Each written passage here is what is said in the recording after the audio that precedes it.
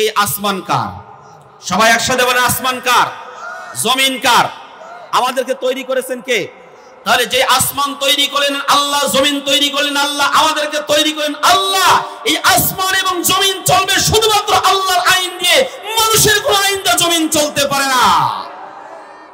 আমার প্রিয় ভাইরা, এই কথাটা বোঝার জন্য এমএ পাস করার দরকার নাই, 9 ক্লাস কম মেট্রিক ফেল করলেও বোঝা যাবে। নিজের জমির মধ্যে যা যদি কেউ ভাগ বসায়, কেউ কি ভাগ বসাইতে দেব? মোটেই না। তাহলে আমার প্রিয় ভাইরা, আপনাদের কাছে, আপনাদের বিবেকের কাছে আমার প্রশ্ন, এই জমিনটা যদি আল্লাহ তৈরি করে থাকে, তাহলে কেন এই জমিনটা মানুষের আইনের দ্বারা পরিচালিত হবে? আমি আপনাদের কাছে উদাত্ত আহ্বান রাখবো, আগামীতে ইনশাআল্লাহ বাংলার প্রত্যেকটা ইঞ্চি ইঞ্চি মাটি কোরআনের আইনের মাধ্যমে আমরা পরিচালনা করার জন্য কারা কারা রাজি আছি? দুহা তুলে আল্লাহকে দেখায়। নারায়ে তাকবীর, নারায়ে তাকবীর।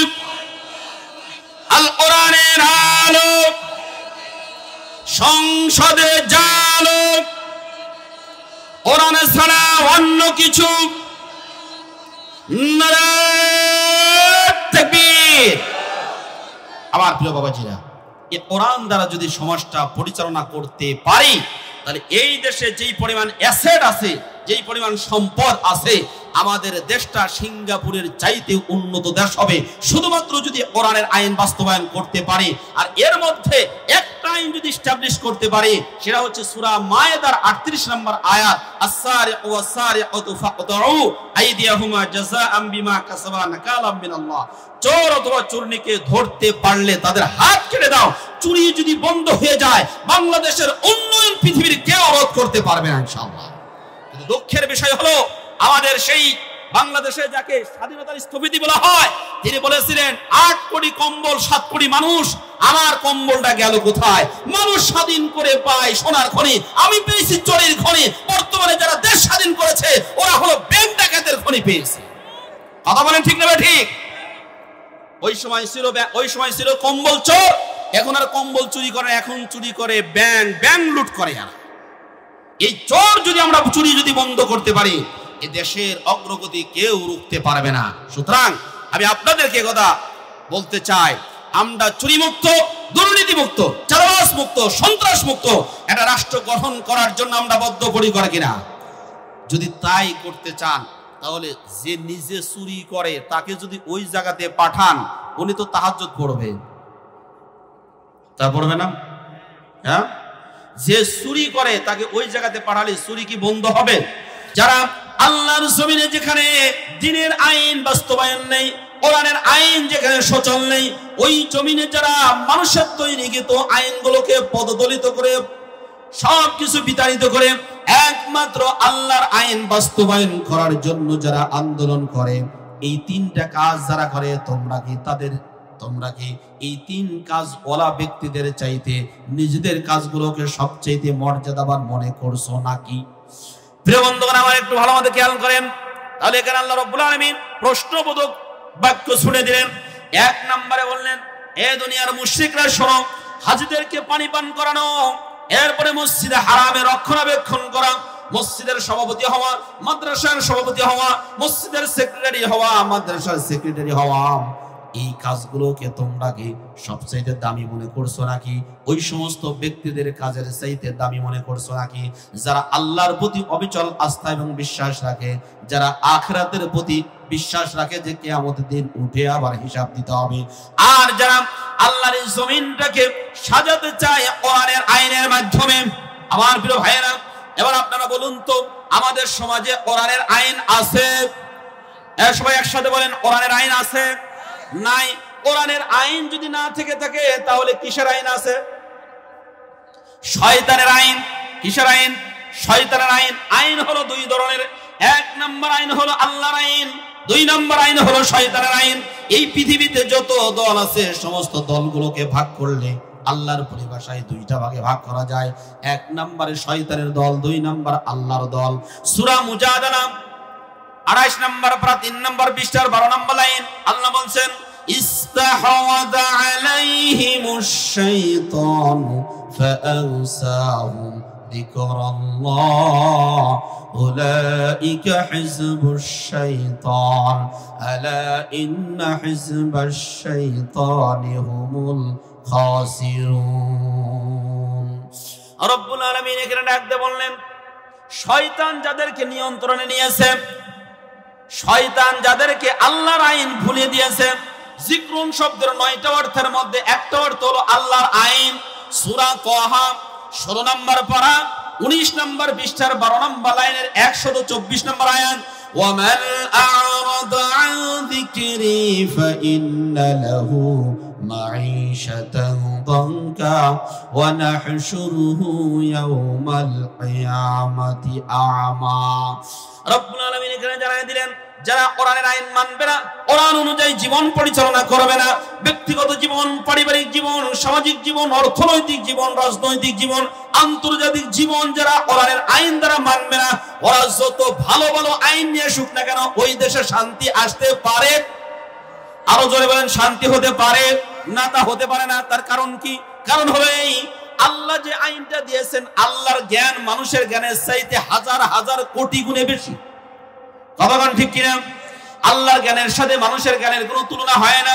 ওয়ামা উতিতুম মিনাল ইলমি ইল্লা কলিলা। আল্লাহ সূরা বনী ইসরাঈলের 84 নম্বর আয়াতের মধ্যে জানায় দিলেন, মানুষকে আমি সামান্যতম জ্ঞান দিয়েছি, বেশি জ্ঞান দেই নাই। এই জ্ঞান দিয়ে মানুষ যে আইন তৈরি করছে, সেই আইন কোনোদিন আল্লাহর আইনের চাইতে কোনোদিন ভালো হতে পারে না। আমরা শুকরিয়া আদায় করলাম কার? সবাই বলেন, শুকরিয়া আদায় করলাম কার? আরেকটু জোরে বলেন, কার? আল্লাহর প্রশংসা করলাম। লাখ কোটি দরুদ ও সালাম বিশ্ব মানবতার মুক্তির দিশারি, হেদায়েতের কান্ডারি, রহমাতাল লিল আলামিন, যিনি এমন একটা সময় পৃথিবীর বুকে আবির্ভূত হয়েছিলেন, যেই সময়কার মানুষগুলো মারামারি, কাটাকাটি, খুন খারাপি, জিনা, ব্যভিচার, সুদ, ঘুষ, মদ, জুয়া, এমন কোন গর্হিত কাজ ছিল না যা তারা করতো না। সেই অধপতিত, নির্যাতিত, নিপীড়িত, নিগৃহীত, লাঞ্ছিত, বঞ্চিত মানুষগুলোর মাঝে আগমন করলেন এই পৃথিবীর সর্বশ্রেষ্ঠ মহামানব। তিনি আগমন করার পরেই মাত্র 23টি বছরের ব্যবধানে ঘুণে ধরা অসভ্য বর্বর সমাজটিকে কোরআনুল কারীমের মাধ্যমে সভ্য মানুষে পরিণত করে ঘুমিয়ে আসেন সোনার মদিনায়। সে রাসূলের প্রতি ভালোবাসা আর মুহাব্বত নিয়ে পড়ছি সাল্লাল্লাহু আলাইহি ওয়াসাল্লাম। আমার প্রিয় বাবাজিরা, সেই সময়ে মানুষগুলো এত নিকৃষ্ট ছিল, তাদের চরিত্র এত খারাপ ছিল। পিকে হিট্টির ইতিহাস অধ্যয়ন করলে আমরা যেটা পাই, তাদের ভিতরে 3টা জিনিস সবচেয়ে বেশি প্রচলিত ছিল। ওয়ার, ওমান এন্ড ওয়েন, এই 3টা জিনিস তাদের মাঝে সবচেয়ে বেশি চলতো। 1 নম্বরে তারা ছিল যোদ্ধাবাস, তারা সবসময় যুদ্ধ করত। ওয়ার, ওমান, তারা ছিল নারী আসক্ত, তারা কতগুলো বিয়ে করত তার কোনো হিসাব ছিল না। তারা আপন মাকে পর্যন্ত বিয়ে করত। এত বর্বর, এত নিকৃষ্ট, এত চরিত্রহীন ব্যক্তি তারা ছিল। আর 3 নাম্বার ছিল তারা মাদক আসক্ত, তারা মদ খেয়ে সব জায়গায় পড়ে থাকতো। ভাইরা আমার, এইরকম অধপতিত, নির্যাতিত, নিপীড়িত, লাঞ্ছিত, বঞ্চিত মানুষগুলোকে মাত্র 23টি বছরের ব্যবধানে যেই বইটির মাধ্যমে সুন্দর সোনালী সমাজে পরিণত করেছেন, সবাই চিৎকার করে বলুন তো বইটার নাম কি? যাদের মুখ দিয়ে বলেন না আল্লাহর কাছে দোয়া করে দিব, কিন্তু আল্লাহ মুখ জানে না খোলে, খবরদার। কোরআনের কথা বলার পরে মুখের ভিতরে তো মেসাক নাই, সবাই চিল্লা বলেন এটার নাম কি? হ্যাঁ, এবার ঠিক আছে, শব্দ আছে তো বের করবেন না। মানে কোরআনের নাম উচ্চারণ করলে ভালো লাগবে না খারাপ লাগবে? আরো জোরে বলেন। কোরআন এটা আরবি শব্দ, বাল হুয়া কুরআনুম মাজিদ ফি লাওহিম মাহফুজ। বাল হুয়া কুরআনুম মাজিদ, এটা একটা অনারেবল কোরআন, সম্মানিত কোরআন। আমরা একটা আওয়াজ দেব, প্রিয় ভাইরা আমার, সম্মানিত উপস্থিতি। এই কোরআন সেই সময় এসে মানুষগুলোকে সুন্দর মানুষে পরিণত করেছে। আজকে আমাদের সমাজে চুরি, বাটপারি, দুরামি, সুরামি, রাহাজানি, চিন্তায়, চাঁদাবাজি, এগুলো আছে না নাই? জোরে বলেন, আছে না নাই? আছে। তার মানে ওই সময় ছিল, বর্তমানেও আছে। ওই সময়কার এই মানুষগুলোকে যদি সুন্দর মানুষে পরিণত করতে পারে, তাহলে আজকেও এই কোরআন যদি আমরা এটা দিয়ে সমাজে বাস্তবায়ন করতে পারি, তাহলে এই সমাজে চুরি থাকবে না, ডাকাতি থাকবে না, চিন্তাই থাকবে না, শুধু চাঁদাবাজিটা থাকবে। শুধু চাঁদাবাজিটা থাকবে, আর তো কিছু থাকবে না। কথা বলেন, শুধু চাঁদাবাজি থাকবে? চাঁদাবাজি থাকবে? থাকবে না। আমরা কি চাঁদাবাজির মূলোৎপাটন চাই নাকি একটু দুর্বল চাই? মূলোৎপাটন বোঝেন? একটু উদাহরণ দিই। সহজে বুঝে আসবে। আপনাদের এলাকায় বাদাল গাছ আছে? বাদাল, এই কাঁচি দিয়ে যদি বাদাল গাছ উপরে কেটে দেন সকালবেলা যায়া, আর যদি মোতা তুলে ফেলান, মানুষের তৈরি কিন্তু আইন দেয়া চাঁদাবাজ বন্ধ করলে বাদাল গাছের মতো কেটে দেওয়া হবে। কোরআনের আইন দেয়া চাঁদাবাজ বন্ধ করলে বাদাল গাছের মোতা তুলে ফেলানো হবে। কথা বলেন ঠিক না ঠিক? এখন কোনটা চান?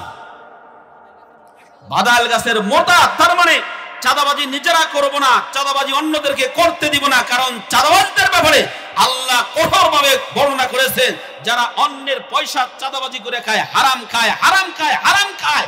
যারা হারাম খায় তারা কোনোদিন অন্যের আরাম চায় না।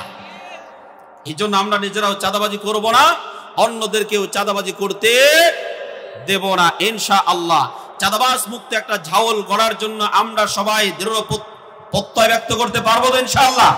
আমার প্রিয় ভাইরা, আসুন, যে আল্লাহ তদানীন্তন কালে এই কোরআন দিয়ে অসভ্য বর্বর সমাজটিকে সুন্দর সমাজে পরিণত করেছেন, ওই কোরআন থেকে আলোচনা করব ইনশাআল্লাহ।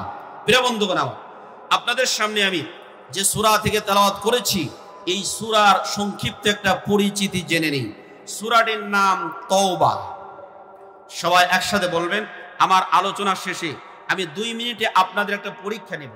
এই পরীক্ষাতে যারা পারবে তাদেরকে আমার পক্ষ থেকে পুরস্কার দিব ইনশাআল্লাহ। আমি যা যা আলোচনা করব এর মধ্য থেকে পরীক্ষা নেব। পরীক্ষায় যারা অধিকাংশ নম্বর পাবেন অথবা যেগুলা ধরবো সবগুলা পারবেন, আমি তাকে আমার পকেটে টাকা নিয়ে আমি ওয়াজ করতে আসছি, আমি খালি পকেটে আসিনি। আমি তাদেরকে পুরস্কার দেব ইনশাআল্লাহ। এই কয়েকদিন আগে আপনাদের জগৎগাতি মনে হয়, সেখানে এক ছেলেকে ধরেছিলাম, আলহামদুলিল্লাহ পেরেছে, 500 টাকা পুরস্কার নিয়েছে। ক্লাসটা প্রাণবন্ত হোক, এটা একটা ক্লাস, কোরআনের ক্লাস। আমরা চাই তো কোরআন থেকে কথা শুনবো ইনশাআল্লাহ। আমরা কোনো আজগবি আলাইহিস সালামের গল্প বলবো না, আমরা যা বলবো তা কোরআনিক স্টোরি থেকে বলবো ইনশাআল্লাহ। কোরআনের ভিতরে কত কথা, কত কথা। আহসানাল কসস, আহসানাল কসস। তিনি ইউসুফ আলাইহিস সালামের ঘটনা বর্ণনা করতে গিয়ে বলেছেন আহসানাল কসস। এটা হচ্ছে সর্বোত্তম স্টোরি, সবচেয়ে সুন্দর গল্প। এরপরে 7 জন যুবক আসহাবে কাহাবের গল্প বলতে গিয়ে বলছেন নাহনু নাউসু আলাইকা আহসানাল কসস। সেখানে গিয়ে সুন্দর কথাগুলো বর্ণনা করেছেন। আসুন, আমরা যে সূরা থেকে তেলাওয়াত করেছি, সূরাটির নাম আত-তাওবা। সূরাটির নাম সবাই এক বাক্যে বলেন তো কি? তাওবা। এই সূরাটিতে আয়াতে কারিমা রয়েছে 129টি, রুকু আছে 16টি, অবতীর্ণ হয়েছে মদিনায়, অবতীর্ণ হয়েছে মদিনায়। এই সূরাটি ক্রমধারা, ধারাবাহিকতার দিক থেকে প্রথমে সূরা ফাতিহা, এরপরে সূরা বাকারা, প্রথমে ফাতিহা, এরপরে বাকারা, এরপরে আলে ইমরান, এরপরে নিসা, এরপরে মায়েদা, এরপরে আনআম, এরপরে আরাফ, এরপরে আনফাল, এরপরে তাওবা। তাহলে কততম হলো? হ্যাঁ না 9 নম্বর, 9তম সূরা, 9তম সূরা। ধারাবাহিকতার দিক থেকে, নাজিল হওয়ার দিক থেকে 113তম সূরা। এটা নাজিল হওয়ার দিক থেকে 113তম সূরা। তাহলে এবার আসুন তো একটু সারা নির্যাস টানি। 129 আয়াত বিশিষ্ট, 16 রুকু সম্বলিত, মদিনায় অবতীর্ণ হওয়া সূরাটির নাম সবাই বলেন তওবা। সবাই বলেন, যারা বলেন না এখনো সবাই একটু আওয়াজ দিয়ে বলেন সূরাটির নাম কি? মনে থাকবে? আমরা তো সবসময় বলি আস্তাগফিরুল্লাহ, আস্তাগফিরুল্লাহ, তওবা, তওবা, তওবা। কোনো গুনাহের কাজ হয়ে গেলে আমরা কি বলি? যারা বলেন কি বলি? তওবা বলি। তাহলে এই সূরার নাম কি? তওবা। মনে থাকবে? আচ্ছা, এবার আসুন, এই সূরার মোট 2টো নাম রয়েছে। 1 নম্বর তওবা, 2 নম্বরে বারা। 1 নম্বরে তওবা, 2 নম্বরে বারা। এবার আসুন, তওবা করে নামকরণ করার পিছনে কারণটা কি আমরা একটু জেনে নিই, অথবা এই সূরার কততম আয়াতের আলোকে নামকরণ করা হয়েছে তওবা করে আমরা একটু কোরআন থেকে জেনে নেব ইনশাআল্লাহ। আল্লাহ রাব্বুল আলামিন কোরআনুল কারীমের মধ্যে জানিয়ে দিলেন وعلى الثلاثة الذين خلفوا حتى إذا ضاقت عليهم الأرض بما رحبت وضاقت عليهم أنفسهم وظنوا أن لا ملجأ من الله إلا إليه ثم تاب عليهم ليتوبوا إن الله هو التواب الرحيم সূরা তাওবা 14 নম্বর রুকু 11 নম্বর পারা 5 নম্বর পৃষ্ঠার প্রথম নম্বর লাইনের 118 নম্বর আয়াত আল্লাহ রাব্বুল আলামিন এই আয়াতের মধ্যে জানায়া দিলেন ওই তিনজন ব্যক্তি যারা যুদ্ধে যাওয়া থেকে পিছিয়ে পড়ে রয়েছিল। প্রিয় ভাইরা আমার, সূরা তাওবা নাজিল হয়েছে তাবুক যুদ্ধের প্রাক্কালে। সবচাইতে কঠিনতম যেই যুদ্ধটা ছিল ওই যুদ্ধের নাম তাবুকের যুদ্ধ। এই যুদ্ধে ডাক আসার পরে অনেকে যুদ্ধে চলে গেলেন।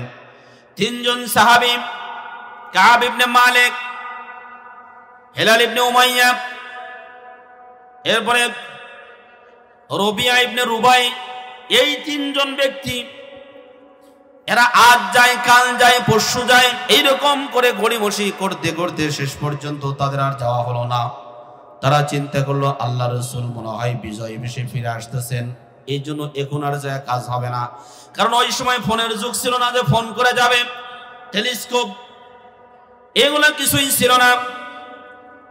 এক এক করে যখন এই তিনজন ব্যক্তি যেতে পারলেন না, বিশ্বনবী মুতার তাবুকের যুদ্ধে অংশগ্রহণ করে বিজয় বেশে যখন ফিরে আসলেন, এই তিনজন সাহাবী দেখলেন বিশ্বনবী এবং সাহাবীরা ফিরে এসেছেন বিজয় বেশে।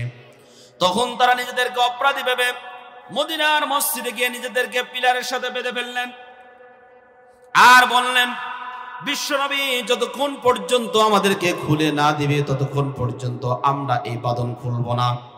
আমার প্রিয় ভাইরা, বিশ্বনবী বাঁধন তো খুললেন না, বরং আরো কঠোর কঠোর আইন জারি করলেন। বললেন এই তিনজন সাহাবীর সাথে কেউ সাক্ষাৎ করবে না, দেখা করবে না, সালাম দেবে না, এমনকি এদের স্ত্রী পরিবার পরিজন এরা একজনের সাথে আরেকজন থাকবে না। একসাথে রওনা দিয়েছে, একজন আরেকজনের সাথে সাক্ষাৎ করলে সালাম যদি না দেয়, কথাবার্তা যদি না বলে, তাহলে অত্যন্ত কষ্ট লাগে, বেদনা লাগে, দুঃখ লাগে। এইরকম অবস্থা যখন চলতেছে, হাত্তা ইদা দাআত আলাইহিমুল আরদু বিমা রাহবাত, এই পৃথিবীটা বিশাল বিস্তীর্ণ হওয়ার পরেও তাদের কাছে যেন অনেক সংকীর্ণ মনে হলো। প্রিয় ভাইরা আমার, এই আয়াতের সাথে একটু মিল রেখে বলি, এই যে 5ই আগস্টে যেই স্বৈরাচারী সরকার পলায়ন করেছে, সব জায়গাতে তাদের বাহাদুরি ছিল, ক্ষমতা ছিল, সবকিছু ছিল, অবাধে বিচরণ করে ঘুরে বেড়াইছেন। কিন্তু আজকে তাদের জন্য এই পৃথিবীটা অবাধভাবে বিচরণের জায়গা না, এই পৃথিবীটা তাদের জন্য একদম সংকীর্ণ হয়েছে। কথাগান ঠিক না ঠিক? এই সাহাবীগুলোর কাছে পৃথিবীটা সংকীর্ণ হয়ে গেল। তারা মনে করলো, ওজন্য তারা ধারণা করলো, আল্লাহ মালজা মিনাল্লাহি ইল্লা ইলাইহি, আমরা যে অন্যায় করেছি আল্লাহর কাছে মাপ চাওয়া ছাড়া আমাদের পরিত্রাণের কোনো উপায়, বাংলার জনগণ আর আমাদেরকে মাফ করে দিবে না। আমাদেরকে যদি আল্লাহ মাফ করে দেয় তাহলে দেবে, তবে হ্যাঁ, বাংলার জনগণ মাফ করে দিবে সেদিন যেদিন 2000 সন্তানদেরকে প্রাণ ফিরে দিতে পারবে। কথাগান ঠিক না ঠিক? 2000 সন্তানের বুকে গুলি করে মায়ের কোলটা ঝাঁঝরা যারা করে দিয়েছে, ওই সমস্ত ব্যক্তিদের ক্ষমা বাংলার জমিনে হবে না ইনশাআল্লাহ। শুধুমাত্র তাই না, গত পরশুদিন আমার দেশ পত্রিকাতে রিপোর্ট এসেছে, FBI রিপোর্ট দিয়েছে, এই বাংলার জমিন থেকে মাত্র 2 জন বেচারা মায়ে এবং বেটা, এই 2 জন মিলা 3600 কোটি টাকা বিদেশে পাচার করেছে। সুবহানাল্লাহ। কয় হাজার? 36,000 কোটি টাকা বিদেশে পাচার করেছে। এ টাকা ওর দাদা কামাই করে দিয়ে গেছিল। শুধু তাই না, রূপপুর পারমাণবিক বিদ্যুৎ কেন্দ্র থেকে 59,000 কোটি টাকা চুরি করে নিয়ে গেছে। সুবহানাল্লাহ, জোরে কবেন না কিছু মানুষ। আল্লাহ, টাকা মনে হয় কম চুরি করা হয়েছে, 60,000 কোটি টাকা হলে ভালো হইতো। আবার প্রিয় ভাইরা খেয়াল করেন, এই যে জনগণের সম্পদ চুরি করেছে, এই চুরি করা সম্পদ জনগণকে ফেরত না দিয়ে আল্লাহর কাছে মাপ চাইলে আল্লাহ মাপ দেবে না। খুব ভালো মতো খেয়াল করেন, সুম্মা তাবা আলাইহিম লিয়াতুবু, এই 3 জন সাহাবী এত রোনাদারি করলেন, এত কান্নাকাটি করলেন, রাত দিন 24টা ঘন্টা তাদের যুদ্ধের ময়দানে গড়িমসির কারণে না যেতে পেরে এই শাস্তি তাদের উপরে এসেছে। তারা অত্যন্ত ব্যথিত হলেন, ভারাক্রান্ত হলেন, আল্লাহর কাছে ক্ষমা প্রার্থনা করলেন, এমন ভাবে তওবা করলেন, রব্বুল আলামিন তওবা কবুল করে ফেললেন। সাথে সাথে কোরআনুল কারীমের সূরা তওবার 118 নম্বর আয়াতটি নাজিল হলো। বিশ্ব নবী আবু বকর এবং ওমর রাদিয়াল্লাহু তাআলা আনহুম আজমাইনদেরকে ডাক দিয়ে বললেন, এ এমন কোন ব্যক্তি আছো, যাও যাও ওই তিনজন সাহাবীর তওবা আল্লাহর দরবারে কবুল হয়েছে, তাদেরকে সুসংবাদ দাও। আল্লাহু আকবার।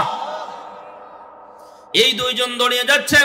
আবু বকর বলছে আমি সবার আগে যাব। ওমর রাদিয়াল্লাহু তাআলা তিনি বলছেন এই খুশির সংবাদটা আমি সবার আগে দেব।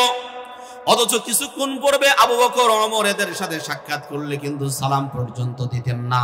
তার কারণ আমরা একটা হাদিস পড়েছি, মান আহাব্বা লিল্লাহ ওয়া আবগাদা লিল্লাহ ওয়া মানা লিল্লাহ ওয়া আতা লিল্লাহ ফাকাদ ইসতাকমালাল ঈমান।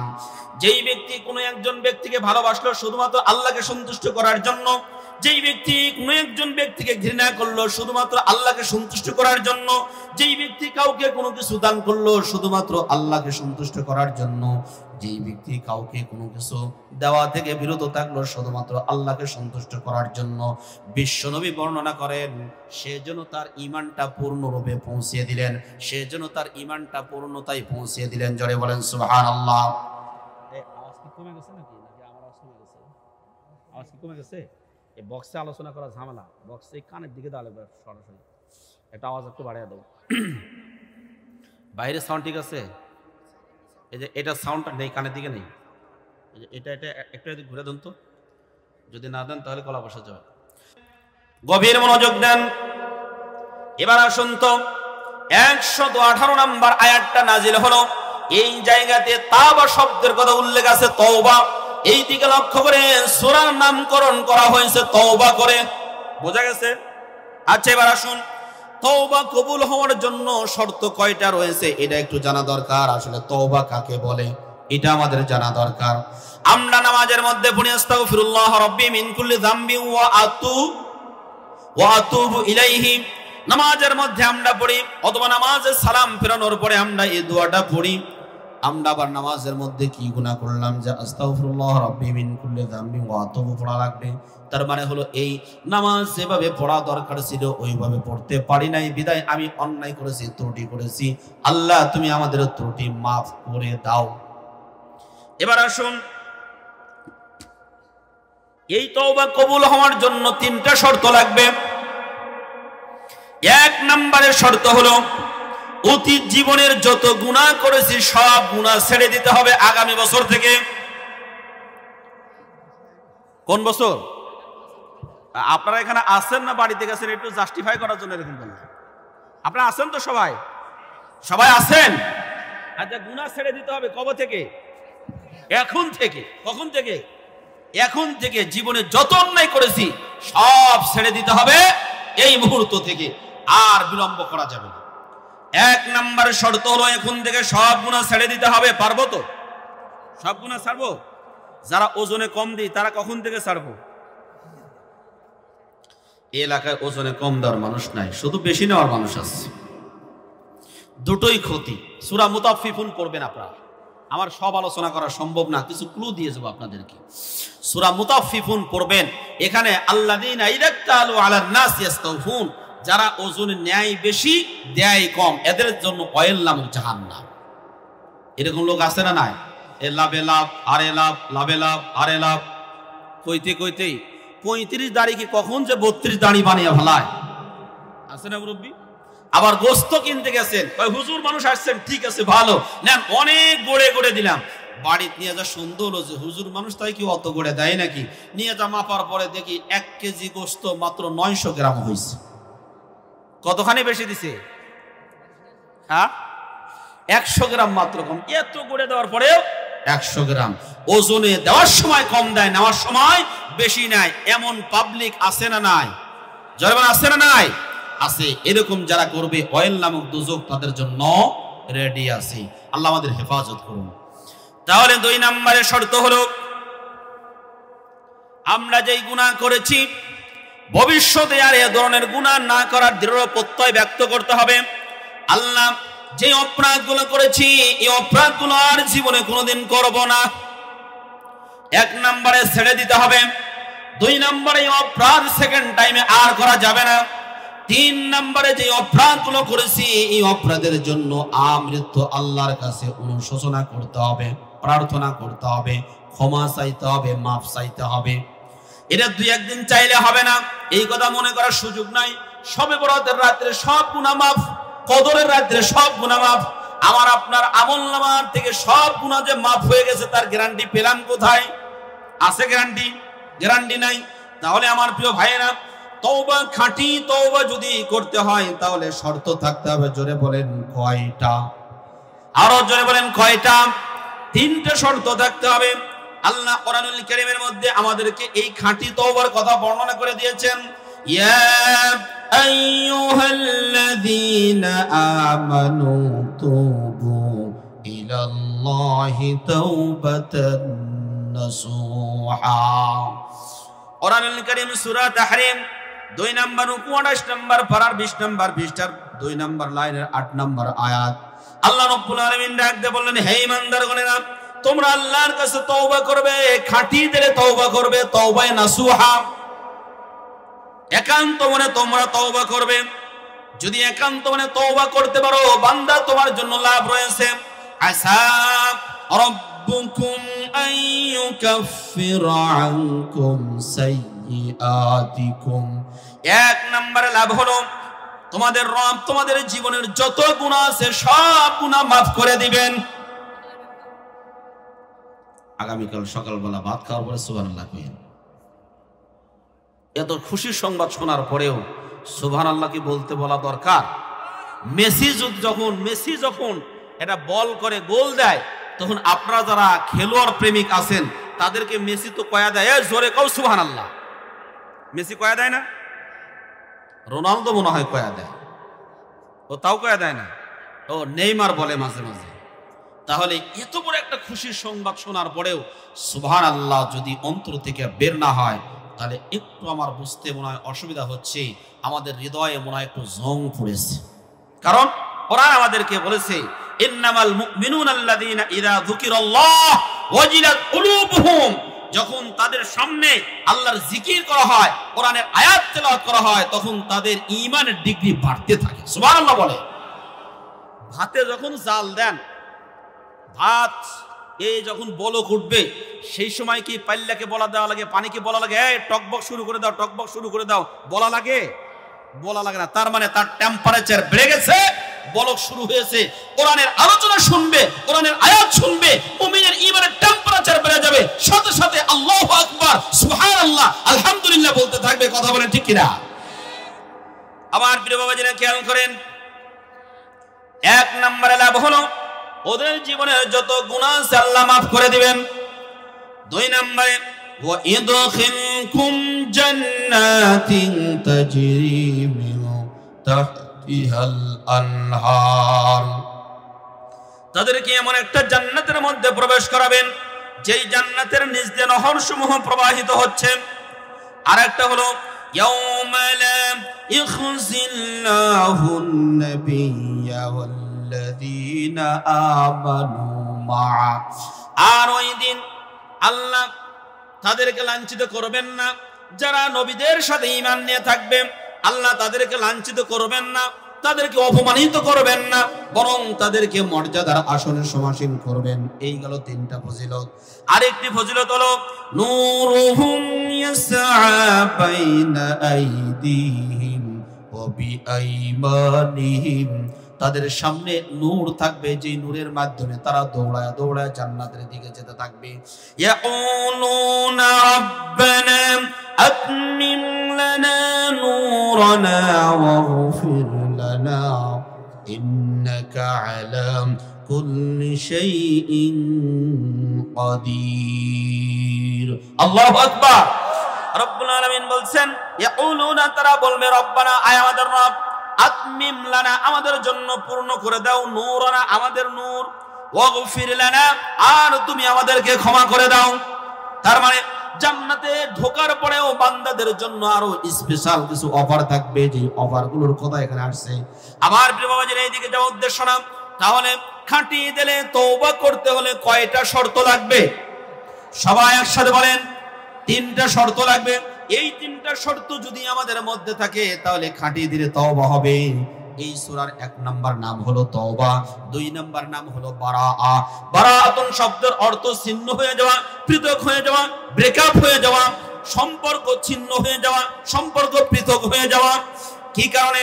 আমার প্রিয় ভাইরা, আপনারা জানেন হুদাইবিয়ার সন্ধি হয়েছিল 10 বছর মেয়াদী। মুশরিকদের সাথে বিশ্বনবী এবং সাহাবা আজমাইনের একটা সন্ধি করেছিলেন, একটা চুক্তি করেছিলেন। এই চুক্তিটা 2 বছর যেতে না যেতেই কাফেররা বিভিন্ন শর্ত লঙ্ঘন করা শুরু করে দিল।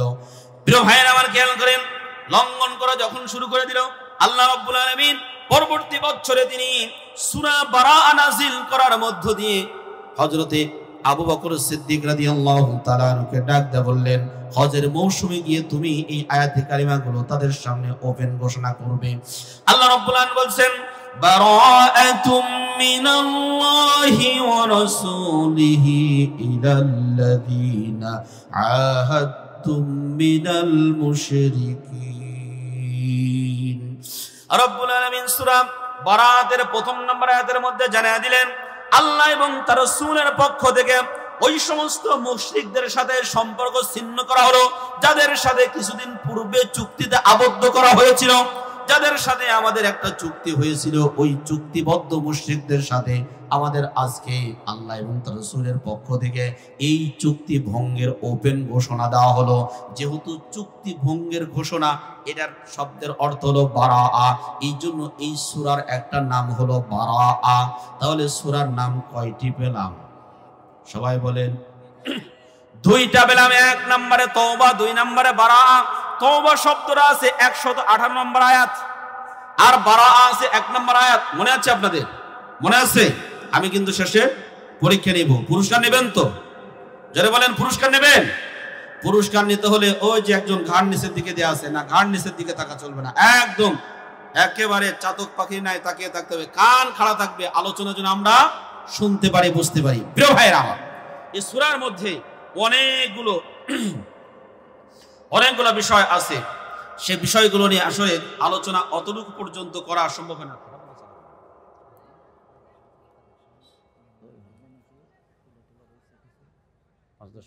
আলোচনা কিছুই হবে না, আমি 10টা বন্ধ করবো না করা। আচ্ছা, ঠিক আছে। প্রিয় বন্ধুগণ আমার, এই সূরাটি নাজিল হয়েছে 3টি ভাষণে। 3টা ভাষণে এই সূরাটা নাজিল হয়েছে। আমার আলোচনা করার সুযোগ মোটে নেই, তবে যে আয়াতি কারিমাগুলো আপনাদের সামনে পাঠ করেছি, এই আয়াতি কারিমাগুলোর একটু অর্থটা বলে নিই, তবুও কিছুটা হলেও হক আদায় হবে। যে আয়াতি কারিমা তেলাওয়াত করেছি, এটি হচ্ছে এই সূরার 19, 20 এবং 21 নম্বর আয়াত। এই 3টি আয়াত 19, 20 এবং 21, এই 3টি আয়াত থেকে দেখে আমরা একটু কথা বলব। এই 3টা আয়াত নাজিল হওয়ার একটা প্রেক্ষাপট বা শানে নুজুল রয়েছে। এই শানে নুজুল এটা হলো এই তদানীন্তন কালে মুশরিকরা কাবা শরীফের অত্যন্ত খেদমত করত, সেবা করত, যেটাকে মসজিদে হারাম বলতো। মসজিদে হারামের সেবা করা, মসজিদে হারামের রক্ষণাবেক্ষণ করা অত্যন্ত ফজিলতের কাজ মনে করত, এবং হাজিদেরকে পানি পান করানো এটা অত্যন্ত গুরুত্বপূর্ণ কাজ মনে করত। তারা মনে করত, শোনো, যারা ইসলামী আন্দোলন করে, আল্লাহর প্রতি অবিচল আস্থা এবং বিশ্বাস রেখেছে, আখিরাতের প্রতি যারা বিশ্বাস রেখেছে, ওদের কাজের চাইতে যারা আল্লাহর প্রতি অবিচল আস্থা এবং বিশ্বাস রাখে নাই, যারা আল্লাহর প্রতি ঈমান আনয়ন করে নাই, তাদের কাজের চাইতে এরা হাজিদেরকে পানি পান করানো আর হচ্ছে মসজিদে হারামে রক্ষণাবেক্ষণ করাটাকে সবচাইতে গুরুত্বপূর্ণ কাজ মনে করত।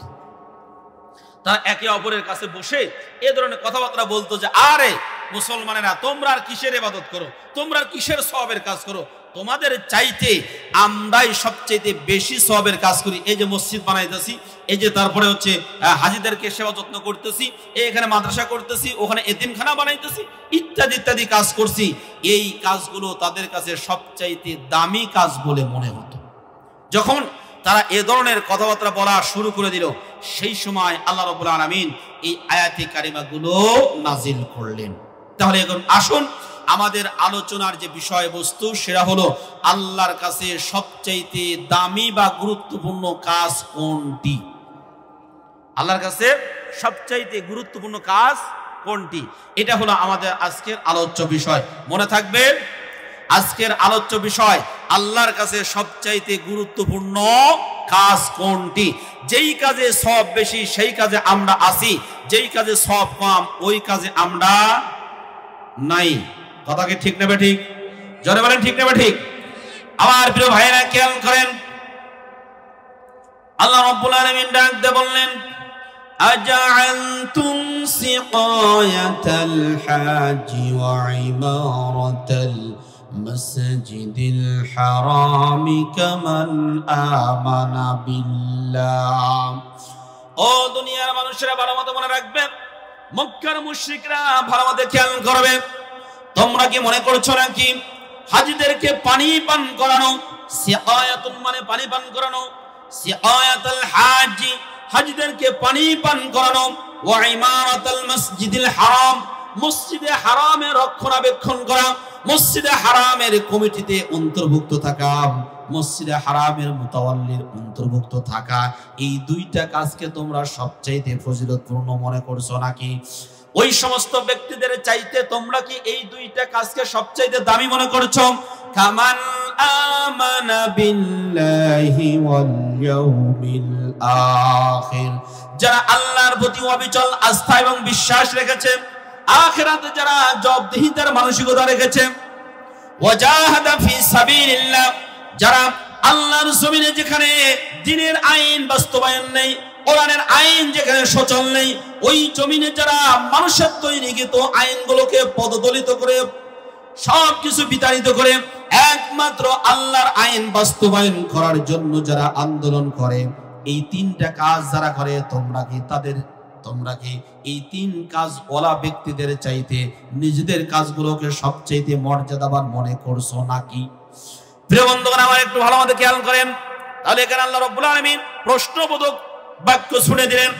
এক নম্বরে বললেন, এ দুনিয়ার মুশরিকরা শোনো, হাজিদেরকে পানি পান করানো, এরপরে মসজিদে হারামের রক্ষণাবেক্ষণ করা, মসজিদের সভাপতি হওয়া, মাদ্রাসার সভাপতি হওয়া, মসজিদের সেক্রেটারি হওয়া, মাদ্রাসার সেক্রেটারি হওয়া, এই কাজগুলোকে তোমরা কি সবচাইতে দামি মনে করছো নাকি?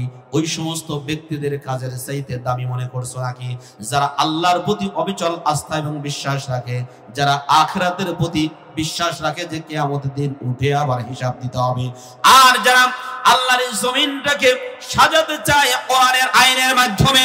আমার প্রিয় ভাইয়েরা, এবার আপনারা বলুন তো, আমাদের সমাজে কোরআনের আইন আছে? সবাই একসাথে বলেন, কোরআনের আইন আছে? নাই। কোরআনের আইন যদি না থেকে থাকে তাহলে কিসের আইন আছে? শয়তানের আইন। কিসের আইন? শয়তানের আইন। আইন হলো দুই ধরনের, এক নম্বর আইন হলো আল্লাহর আইন, দুই নম্বর আইন হলো শয়তানের আইন। এই পৃথিবীতে যত দল আছে সমস্ত দলগুলোকে ভাগ করলে আল্লাহর পরিভাষায় দুইটা ভাগে ভাগ করা যায়। এক নম্বরে শয়তানের দল, দুই নম্বর আল্লাহর দল। সূরা মুজাদালা 28 নম্বর পারা 3 নম্বর পৃষ্ঠার 12 নম্বর লাইন আল্লাহ বলেন, ইস্তাহওয়াযা আলাইহিমুশ শাইতানু ফাআনসাহুম যিকরাল্লাহ উলাইকা হিজবুশ শাইতান আলা ইন্না হিজবাশ শাইতানি হুমুল খাসিরুন। রব্বুল আলামিন এখানে ডাক দিয়ে বললেন, শয়তান যাদেরকে নিয়ন্ত্রণে নিয়েছে, শয়তান যাদেরকে আল্লাহর আইন ভুলিয়ে দিয়েছে। যিকরুন শব্দের 9টা অর্থের মধ্যে একটা অর্থ হলো আল্লাহর আইন।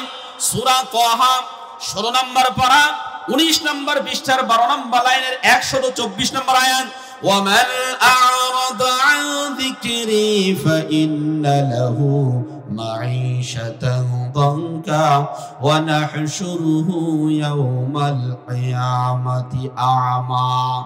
রব্বুল আলামিন এখানে জানিয়ে দিলেন, যারা কোরআনের আইন মানবে না, কোরআন অনুযায়ী জীবন পরিচালনা করবে না, ব্যক্তিগত জীবন, পারিবারিক জীবন, সামাজিক জীবন, অর্থনৈতিক জীবন, রাজনৈতিক জীবন, আন্তর্জাতিক জীবন, যারা কোরআনের আইন দ্বারা মানবে না, ওরা যত ভালো ভালো আইন নিয়ে আসুক না কেন ওই দেশে শান্তি আসতে পারে আরো জোরে বলেন শান্তি হতে পারে না? তা হতে পারে না। তার কারণ কি?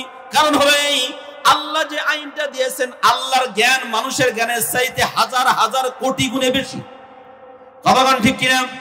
আল্লাহর জ্ঞানের সাথে মানুষের জ্ঞানের কোনো তুলনা হয় না। ওয়ামা উতিতুম মিনাল ইলমি ইল্লা কলিলা। আল্লাহ সূরা বনী ইসরাঈলের ৮৪ নম্বর আয়াতের মধ্যে জানায় দিলেন, মানুষকে আমি সামান্যতম জ্ঞান দিয়েছি, বেশি জ্ঞান দেই নাই। এই জ্ঞান দিয়ে মানুষ যে আইন তৈরি করছে, সেই আইন কোনোদিন আল্লাহর আইনের চাইতে কোনোদিন ভালো হতে পারে না। যেই সমস্ত দলের মধ্যে আল্লাহর জমিনটাকে কোরআনের আইনের মাধ্যমে ঢেলে সাজানোর কোনো কর্মসূচি নাই, এগুলো হলো কোরআনের ভাষায় শয়তানের দল। কথাগান ঠিক নেবে ঠিক? পক্ষান্তরে সূরা মুজাদালা ২২ নম্বর আয়াতের মধ্যে আল্লাহ জানায় দিলেন, যেই সমস্ত লোকগুলো মানুষের তৈরিকৃত আইন নয়, আল্লাহর আইন দ্বারা এই সমাজটা পরিচালনা করতে চাই, কোরআনের ভাষায় উলাইকা হিজবুল্লাহ, ওরা হলো আল্লাহর দল। আলা ইন্না হিজবাল্লাহি হুমুল মুফলিহুন, মনে রাখবে আল্লাহর দল যারা হবে, ওরা ওদেরকে যতই জেল জুলুম মামলা হামলা যাই করা হোক না কেন, ওদের বড় বড় নেতা সবগুলোকে ফাঁসির মঞ্চে নিয়ে যাওয়ার পরেও ওই দলটাকে কোনোদিন পরাজিত করা যায় না, বরং ওই দলটাই বিজয়ী দল হয়। কথাগান ঠিক নেবে ঠিক? এই কথাটি কার? সূরা মুজাদালার ২২ নম্বর আয়াত খুলবেন, ২৮ নম্বর পারা ৪ নম্বর পৃষ্ঠা, সূরা মুজাদালার ২২ নম্বর আয়াত। এত ডকুমেন্ট দেওয়ার পরেও যদি কোনো ব্যক্তি বলে হুজুর কেমন কেমন যেন লাগছে, তাহলে আমাকে বলতে হয় বর্তমানে আবু জেহেল আবু লাহাব নাই, কিন্তু যারা কোরআনের আয়াত শোনার পরে বলে কেমন কেমন লাগছে, আমার মনে হয় আবু জেহেল দেখলে তার মতোই লাগতো। কথাগান ঠিক নেবে ঠিক? আবার প্রিয় বাবাজিরা, ওই দিকে আমার যাওয়ার সুযোগ নাই।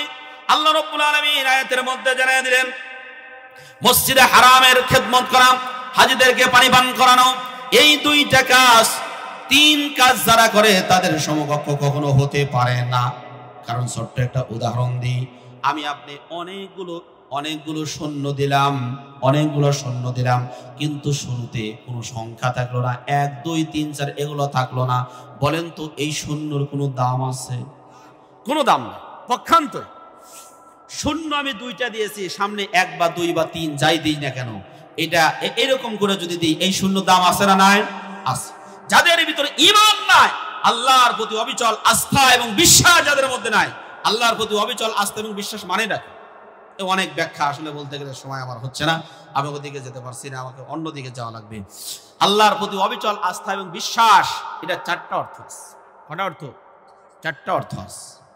আল্লাহর জাতের প্রতি বিশ্বাস স্থাপন করতে হবে, আল্লাহর রুবুবিয়তের প্রতি বিশ্বাস স্থাপন করতে হবে, আল্লাহর উলুহিয়তের প্রতি বিশ্বাস স্থাপন করতে হবে, আল্লাহর সিফাতের উপর বিশ্বাস স্থাপন করতে হবে। কটা হলো? ৪টা। রুবুবিয়ত মানে একমাত্র উলুহিয়াত, উলুহিয়াত মানে যিনি আসমান তৈরি করেছেন, জমিন তৈরি করেছেন, আমাদেরকে তৈরি করেছেন, সেই জায়গাগুলোতে একমাত্র আইন চলবে কার? আরেকটু জোরে বলেন কার? আমার প্রিয় ভাইরা, ছোট্ট একটা উদাহরণ দিই, না বললে আমার কাছে কেমন যেন ত্রুটি মনে হচ্ছে। আপনাদের এই যে একটা মসজিদ কেবল খাড়া করেছে, খাম্বা টাম্বা হয়েছে, তাই না? এই মসজিদটা আপনারা নির্মাণ করছেন, মসজিদ পরিচালনা একটা কমিটি আছে না নাই? মসজিদ পরিচালনা কমিটির সভাপতি জনাব আব্দুস সুবহান মাস্টার, আপনি? আচ্ছা, আব্দুস সুবহান মাস্টার, উনি মসজিদ পরিচালনা কমিটির সভাপতি।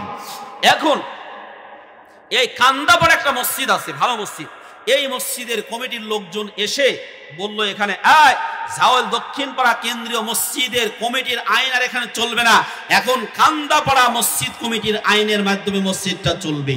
এই কথা বলার পরে আপনারা সবাই মসজিদ ছেড়ে সবাই চলে যাবেন না? হ্যাঁ, সবাই রাগ করে আর এক মসজিদে নামাজ পড়তে যাবেন তো?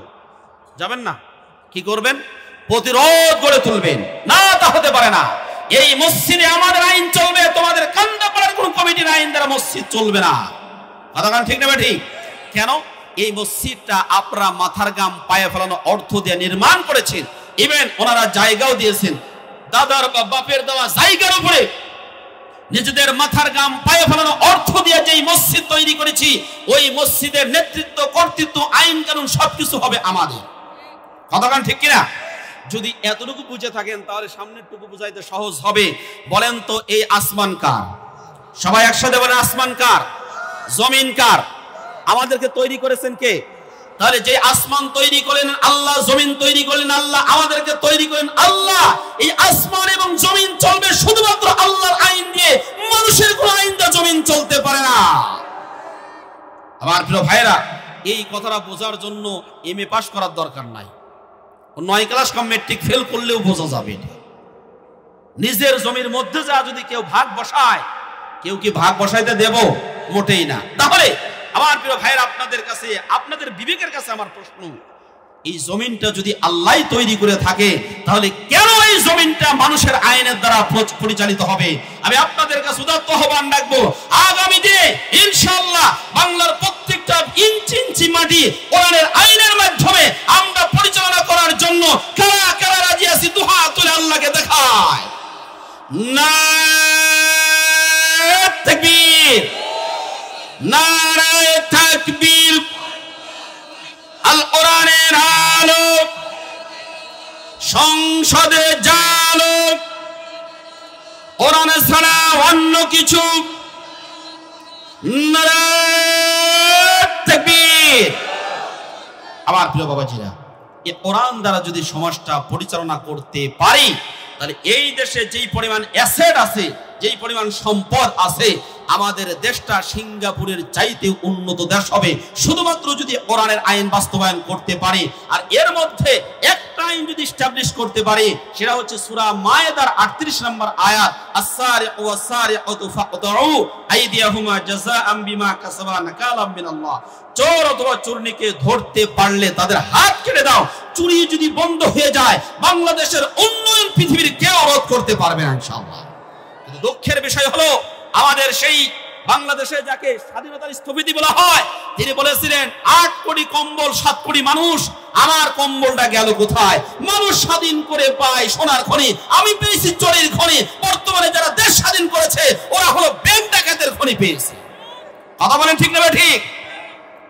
ওই সময় ছিল কম্বল চোর, এখন আর কম্বল চুরি করে, এখন চুরি করে ব্যাংক লুট করে। আর এই চোর যদি আমরা চুরি যদি বন্ধ করতে পারি, এই দেশের অগ্রগতি কেউ রুখতে পারবে না। সুতরাং আমি আপনাদেরকে কথা বলতে চাই, আমরা চুরি মুক্ত, দুর্নীতি মুক্ত, চাঁদাবাজ মুক্ত, সন্ত্রাস মুক্ত একটা রাষ্ট্র গঠন করার জন্য আমরা বদ্ধপরিকর কিনা? যদি তাই করতে চান, তাহলে যে নিজে চুরি করে তাকে যদি ওই জায়গাতে পাঠান, উনি তো তাহাজ্জুদ পড়বে, তা পড়বে না? হ্যাঁ, যে চুরি করে তাকে ওই জায়গাতে পাঠালে চুরি কি বন্ধ হবে? টাঙ্কির মধ্যে ইন্দুর পচা পানি বারবার আপনারা তোলেন, নতুন নতুন মেশিন দিয়ে পানি তোলেন, হাত কয়েকবার করে সাবান দিয়ে ধোন, ধোয়ার পরে যখন হাতটা নাকের কাছে নিয়ে আসেন, সাবান গন্ধাইব না ইন্দুর পচা গন্ধাইব? তাহলে আমার আপনার হাতটা ইন্দুর পচার গন্ধ থেকে মুক্ত করতে হলে লাগবে ওই টাঙ্কির মধ্যে যে ইন্দুর পচা আছে, এই পচাটা দূর করে দেন, দেখবেন যে আপনার হাত সাবান দিতে হবে না, এমনিতেই ভালো হবে। কথা বলেন ঠিক কিনা? আমার প্রিয় ভাইরা, চুরি বন্ধ করার জন্য আল্লাহ কোরআনুল কারিমে আইন দিয়েছেন। এই কথা যদি আমি বলি, তাহলে কি এটা আমার অপরাধ হবে? যদি আপনি মনে করেন অপরাধ, তাহলে কোরআন, আপনি একটা কলম নিয়ে আসেন, আমি আয়াতটা কেটে দিই, ওটা রাখার দরকার নাই, কারণ ও যতক্ষণ থাকবে ততক্ষণ কথা বলবো। সুতরাং এই আয়াতটা কেটে দিই, তাকে দেব? জোরে বলেন দেব? না, দেব না। সম্মানিত ভাইরা আমার,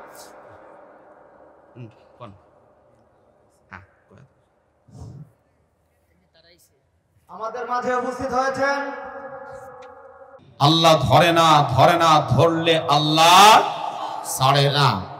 এটা বোঝানোর জন্য আর মিশরে যাওয়ার দরকার নাই, জর্ডানে যাওয়ার দরকার নেই, ডেড সি নামক একটা সাগর আছে, মৃত সাগর, এখানে যাওয়ার দরকার নাই।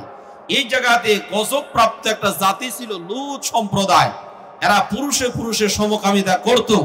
এখানে যাওয়ার কোনো প্রয়োজন নেই। এটা বোঝার জন্য 5ই আগস্টে গেলেই যথেষ্ট। কথা বলেন ঠিক না ঠিক? এই জন্য আমরা কেউই কখনোই অহংকার করব না, জুলুম করব না, বাড়াবাড়ি মোটেও করব না। বাড়াবাড়ি, জুলুম, অহংকার যারা করব, আল্লাহ তাদের জন্য জান্নাত নিষেধ করে দিয়েছেন, ওদের জন্য জান্নাত না। যারা অহংকার করে, যারা ক্ষমতার বড়াই করে, আল্লাহ তাদের জন্য জান্নাত নিষিদ্ধ করে দিয়েছেন। কোরআন আমাদেরকে জানিয়ে দিয়েছেন। আল্লাহ রাব্বুল আলামিন বলেন, তিলকা দারুল আখিরাতু নাজআলুহা লিল্লাযীনা লা ইউরিদুনা উলুওয়ান ফিল আরদি ওয়ালা ফাসাদা। সূরা কসস 20 নম্বর পারা 14 নম্বর পৃষ্ঠার 12 নম্বর লাইনে 83 নম্বর আয়াত আল্লাহ রাব্বুল আলামিন জানায় দিলেন আখিরাতের ওই নিবাসটা, আখিরাতের ওই ঘরটা, জান্নাতের ওই ঘরটা নাজালুহা, এটাকে আমি নির্ধারণ করে দিয়েছি, বানিয়েছি লিল্লাযিনা, সেই সমস্ত ব্যক্তিদের জন্য যারা লা ইউরিদুনা উলুওয়ান ফিল আরদি, যারা পৃথিবীতে কোনো অহংকার করবে না, যারা বিশৃঙ্খলা করবে না, যারা ক্ষমতার বাড়াবাড়ি করবে না, আল্লাহ তাদের জন্য জান্নাত নির্ধারণ করে দিয়েছেন। শিক্ষা হলো এখান থেকে যারা অহংকার করবে, বাড়াবাড়ি করবে, ক্ষমতার বড়াই দেখাবে অথবা জ্ঞানের বড়াই দেখাবে, আল্লাহ ওদেরকে জান্নাতে দেবেন। জোরে বলেন জান্নাতে দেবেন। এটা কার কথা? আল্লাহর কথা। আমরা অতীতে দেখেছি 10 দিন আগে বলেছিলেন পালাই না, এই কথা বলার পরে আল্লাহ রাব্বুল আলামিন এমন অবস্থা তৈরি করেছেন, এই অবস্থার কারণে শুধু পালাইছে না, একদম লেজ গুটিয়ে গেছে। কথা বলেন ঠিক কিনা? এ ভাই আমি শুনছি রে ভাই, আমাকে সুবিধা দেন, একটু মুশকিল তো রে ভাই, আমাকে কয়া দিবেন তো, কয়েকটা শেষ করি। খেয়াল করেন তাহলে অহংকার কখনো করা যাবে না। আল্লাহ 8 শ্রেণীর মানুষদেরকে অপছন্দ করেন, এর মধ্যে এক শ্রেণী হলো যারা অহংকার করে। অহংকার হলো আল্লাহর চাদর, আল কিবরিয়া উরিদা, এই অহংকার আমার চাদর। যেই ব্যক্তি আমার চাদর নিয়ে টানাটানি করবে, আল্লাহ তাদেরকে লাঞ্ছিত করে ছাড়বে। কথা বলেন ঠিক কিনা? এই জন্য অহংকার করব না।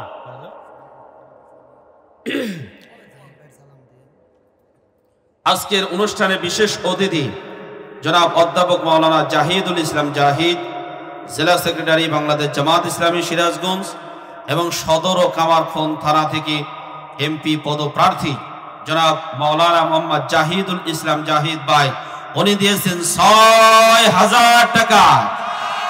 আর জোরে বলেন মারহাবা। রব্বুল আলামিন যারা যে দান করলো, আল্লাহ তুমি তাদের নিয়ত ভালো করে জানো, মেহেরবানি করে তাদের নিয়ত খানা কবুল আর মঞ্জুর করে নাও। আয় আল্লাহ যারা যে পরিমাণ প্রচেষ্টা করেছে, যে পরিমাণ তারা আয় আল্লাহ নিয়ত করেছে, নিয়ত অনুযায়ী তাদেরকে বদলা দাও। আমার প্রিয় বাবাজিরা, আল্লাহর ঘর মসজিদ নির্মাণ হচ্ছে। বিশ্বনবী তার হাদিসের মধ্যে বর্ণনা করেছেন, মান বানা লিল্লাহি মসজিদান বানাল্লাহু লাহু বাইতান ফিল জান্নাহ, যেই ব্যক্তি আল্লাহর ঘর মসজিদ নির্মাণ করে দিবে, ওই ব্যক্তির জন্য আল্লাহ রাব্বুল আলামিন জান্নাতের মধ্যে একটা ঘর তৈরি করে